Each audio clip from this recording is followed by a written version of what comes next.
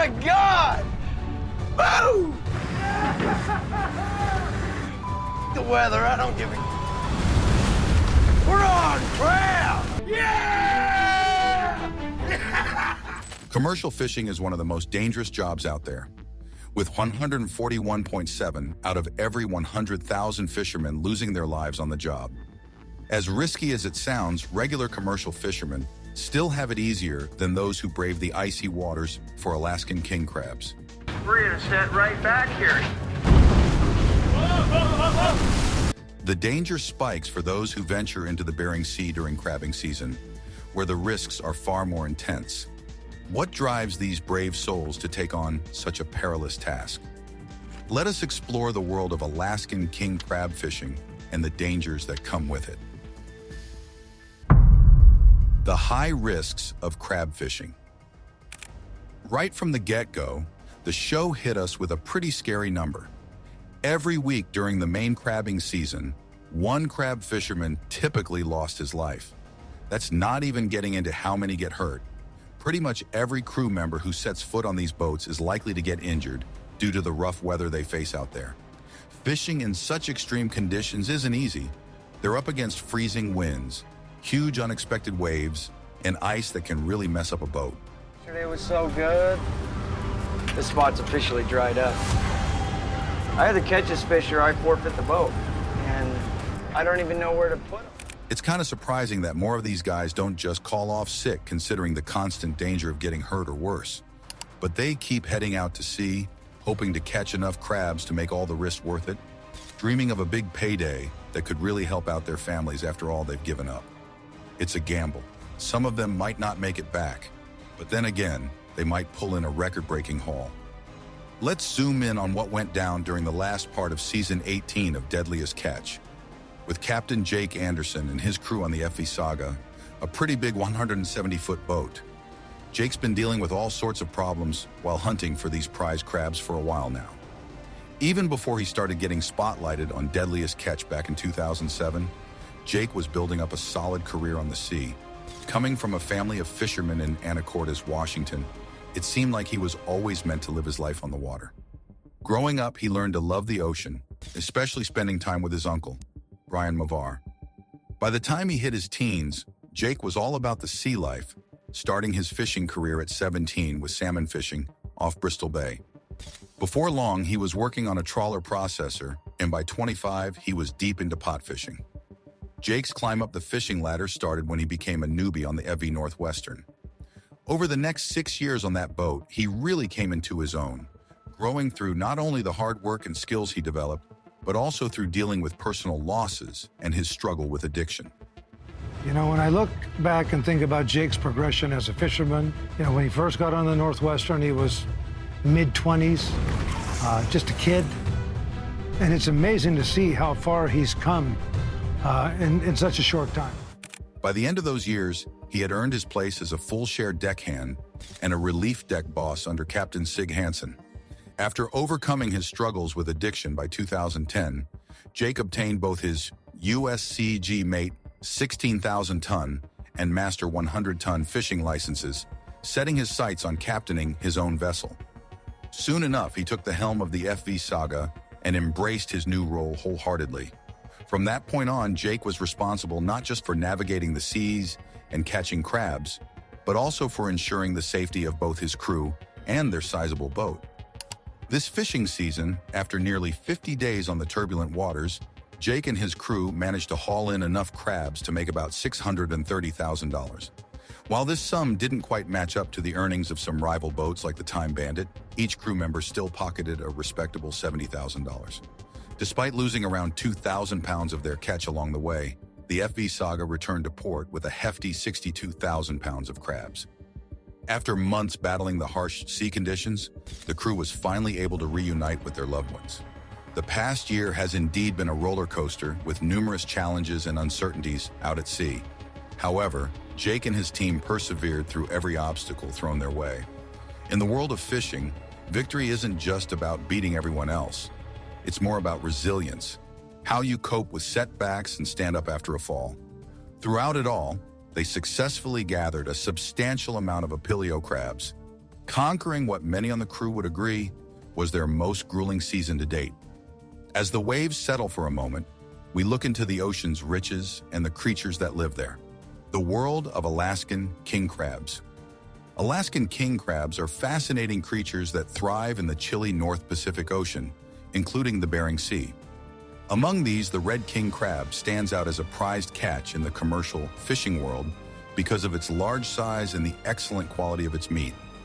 The family of Alaskan king crabs also includes blue and golden king crabs, but it's the red variety that's most famous.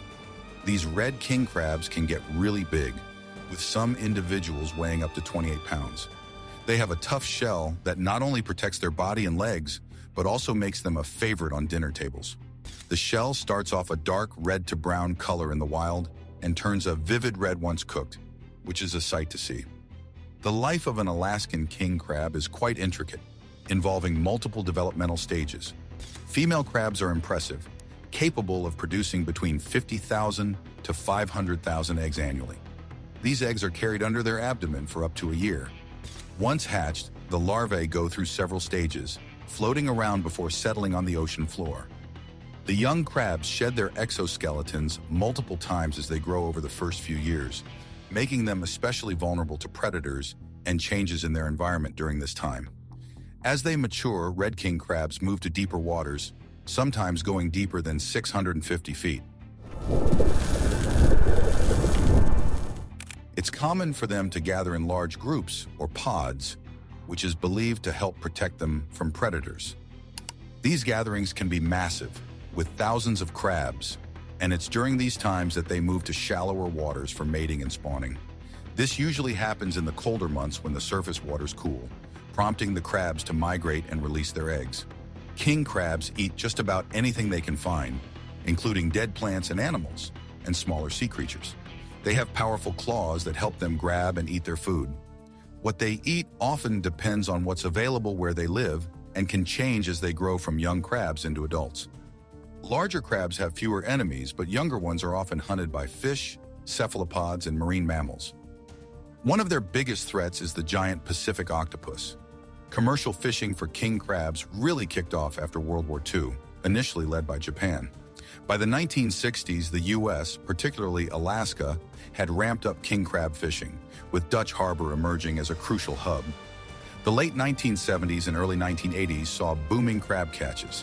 However, this led to overfishing and environmental impacts that caused crab numbers to drop by the early 1980s.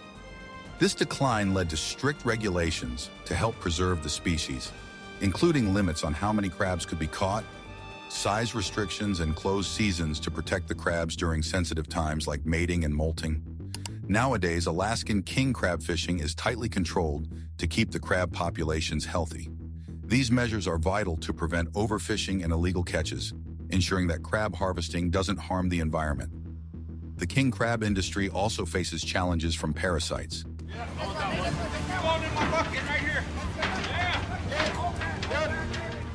such as the rhizocephalan barnacle, which can severely affect crab populations in localized areas. Moreover, climate change threatens these crabs by altering water temperatures and sea ice, which could impact their distribution and survival rates. Alaskan king crabs were also introduced to the Bering Sea in the 1960s by Soviet scientists, aiming to establish a new fishing industry. In these waters, however, they're seen as invasive, disrupting local ecosystems due to their lack of natural predators. From an economic standpoint, Alaskan king crabs are incredibly valuable, contributing a lot to local and international seafood markets. These crabs are usually processed immediately after capture, with their legs and claws being the main products sold. Their meat is highly sought after for its taste and texture, popular in dining establishments and among seafood lovers globally. Despite various challenges, these crabs continue to play a significant role in Alaska's fishing culture and economy. The Alaskan king crab is not just an important part of the ecosystem, but also a key player in the fishing industry. The ongoing efforts to manage and conserve these crabs are crucial for maintaining sustainable fisheries and ensuring that future generations can continue to benefit from this resource. The story of the Alaskan king crab encapsulates both the possibilities and responsibilities inherent in managing and preserving our natural resources, balancing ecological health with economic needs. Beyond the crabs and cold waters, there's a land with a past full of survival and ambition. The rich history of Alaska. Alaska's story is rich and complex, stretching back thousands of years before it became part of the United States. This vast land has been home to various indigenous groups for over 10,000 years. These first peoples migrated from Asia via the Bering Land Bridge, following animal herds into what is now Alaska. This land's original inhabitants, including the Inuit, Athabascans, Aleuts, Yupik, Tlingit, and Haida, created diverse and vibrant cultures tailored to thrive in the harsh Arctic and subarctic conditions. The exploration of Alaska by Europeans started in the 18th century. The Danish explorer Vitus Bering, working under Russia's Tsar Peter the Great, was the first European known to have seen Alaska. His voyages in 1728 and 1741 unveiled Alaska's coastlines, sparking Russian interest in the area.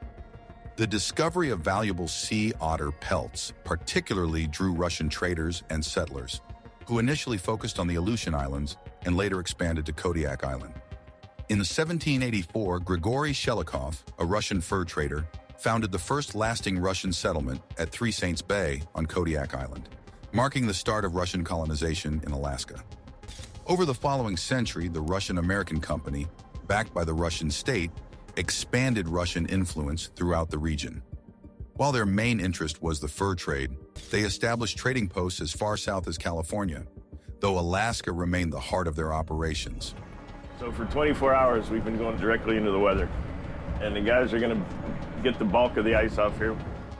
Russian-Alaskan interactions with indigenous populations were complex, often involving both trade and conflict. The fur trade frequently exploited native communities, when the introduction of European diseases devastated indigenous populations. Despite these adversities, the Russian settlements in Alaska flourished economically, largely driven by the highly sought-after sea otter pelts in the global market. By the mid-19th century, however, Russia's interest in Alaska dwindled. The Crimean War and other domestic issues strained Russia financially, making it hard to maintain this remote and lightly populated colony.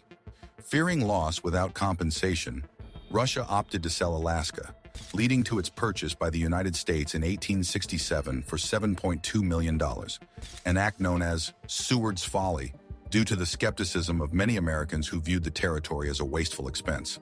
Post-purchase, Alaska saw slow development, initially governed as a military district and later as a federal territory in 1912. The Klondike Gold Rush in the late 19th century brought a wave of settlers and boosted economic activities, significantly transforming Alaska through new townships and mining infrastructure. Throughout the early 20th century, Alaska's economy grew with advancements in the fishing, mining, and timber sectors. The Alaska Railroad, completed in 1923, linked Alaska's interior with the southern coast, improving trade and transport. However, Alaska remained somewhat isolated and underpopulated. World War II highlighted Alaska's strategic importance. The 1942 Japanese invasion of the Aleutian Islands was a significant event, marking the only instance of enemy forces occupying American soil during the war. This, along with the construction of the Alaska Highway, emphasized Alaska's defensive value.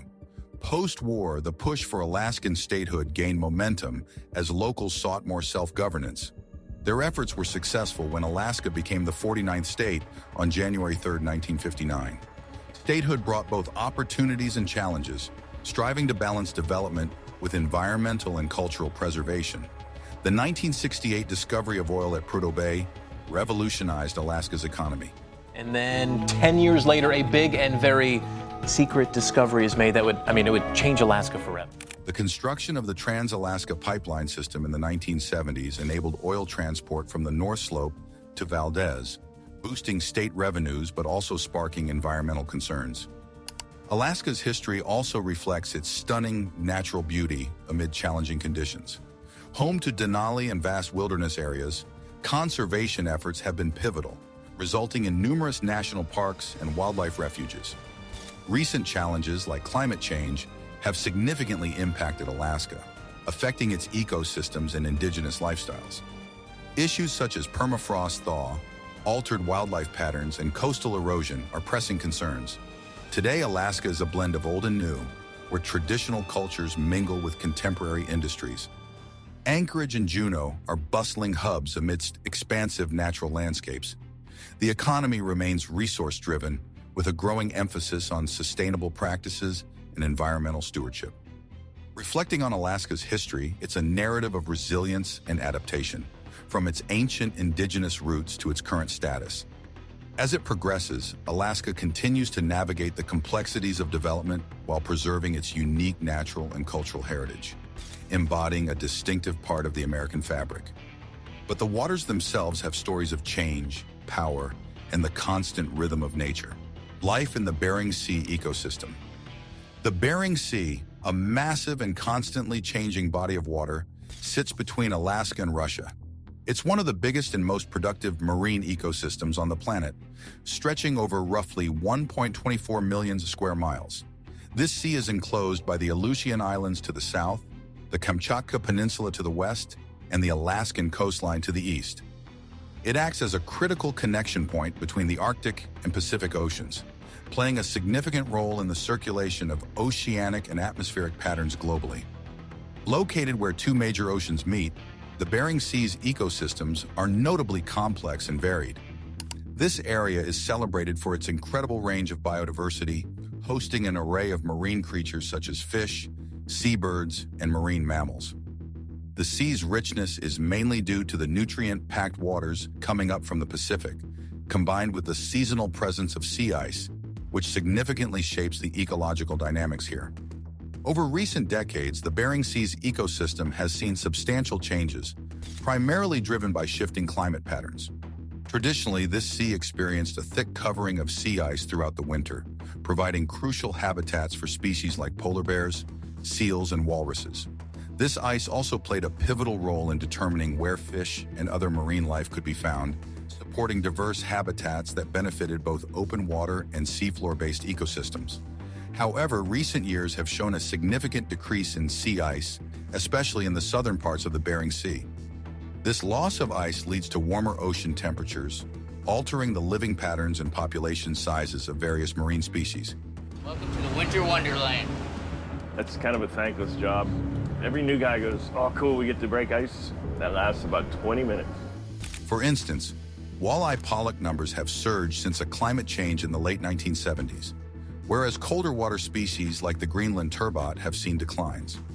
These shifts have triggered a domino effect throughout the ecosystem, affecting everything from basic food production levels to complex predator-prey interactions.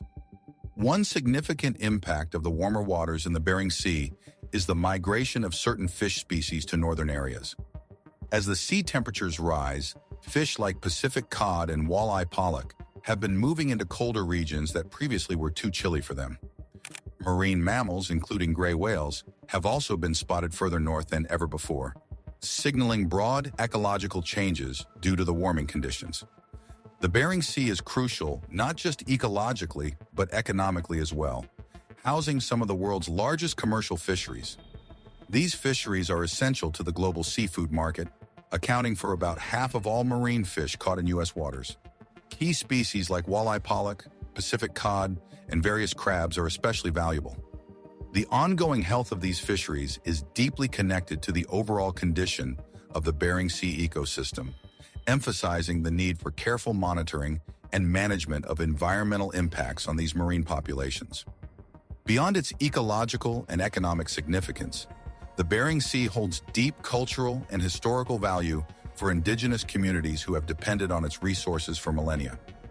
These communities continue to rely on subsistence hunting and fishing, but they face new challenges as climate change alters their traditional hunting grounds and fish stocks.